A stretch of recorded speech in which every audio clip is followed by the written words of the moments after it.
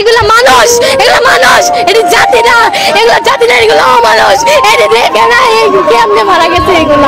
আমাদের যারা যাদের হারাই গেছে ওরা তো আর ফিরা পাইবো না। আমার তো কেউ হারায় নেই, কিন্তু আমি এগুলো দেখে সহ্য করতে পারতেছি না। যাদের হারাইছে ওরা তো বুঝতেছে, ওদেরকে তো ওদের লাশগুলো ফিরাই দেন, হাড্ডিগুলো অত্যন্ত ফিরাই দেন, জানাজা করুক।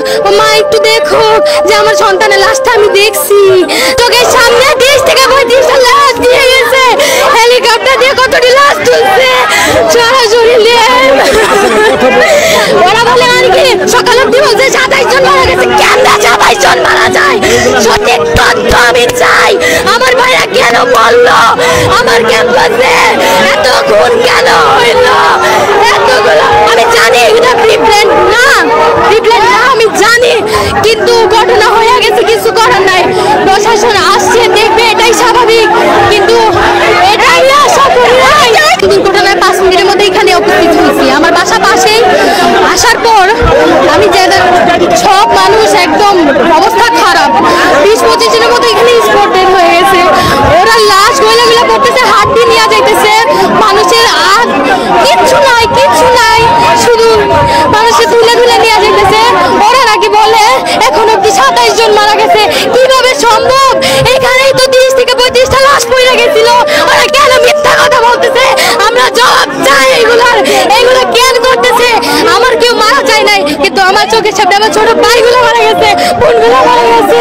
আমিও মারা যেতে পারতাম, আমিও স্টুডেন্ট, কিন্তু আমি এগুলো সহ্য করতে পারি। আমি সারা ঘুমাতে পারি নাই।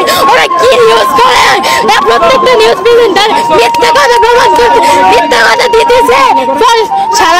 কালকে রাত 12টা অব্দি আমি কলেজে দাঁড়ানো, রাত 12টা পর্যন্ত শুধু পুলিশরাই এখানে ছিল, আর কিছু অভিভাবক ছিল, আর হোস্টেলে পোলাপান আমরা ছিলাম।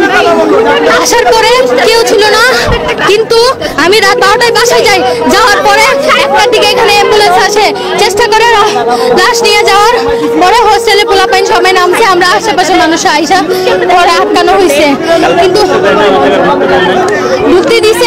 ওরা ওদের উপর যাতে চাপ না আসে, সমালোচনা না হয়, এগুলোই ফাইট করার জন্য আমাদের লাশগুলো গুম করতেছে। কিন্তু তাহলে তো উনি এই আফসোস নিয়েই মারা যাইবো। আমি আর সহ্য করতে পারতেছি না। আপনারা কি নিউজ দেন?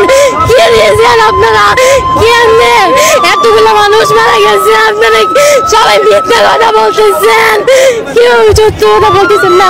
সেনাবাহিনী আমার শিক্ষকদের মারছে, আমার শিক্ষকদের মায়েরা রাখে নাই, স্টুডেন্টদের গায়ে হাত তুলছে সাংবাদিকদের সত্য কথা বলার জন্য। ওরা আমাদের গায়ে হাত তুলছে, কেন তুলবে? আমাদের ক্যাম্পাস, আমরা সঠিক তথ্য দিব। ওরা কিসের রাইট নিয়ে আসে আমাদের গায়ে হাত তোলার? ওদের কিসের রাইট?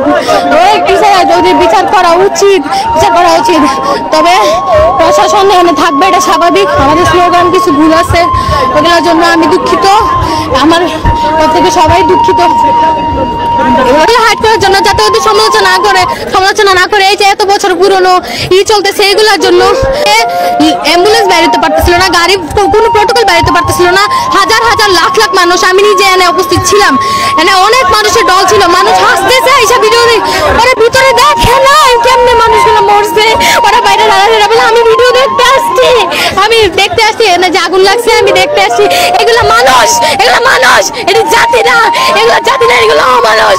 এটি দেখে না কেমনে মারা গেছে। এগুলো দেখে নাই, দেখলে আসতে হতো না। নিজের একটা সন্তান হারাইতো, নিজের একটা ভাই হারাইতো, তাইলে বুঝতে হবে না কি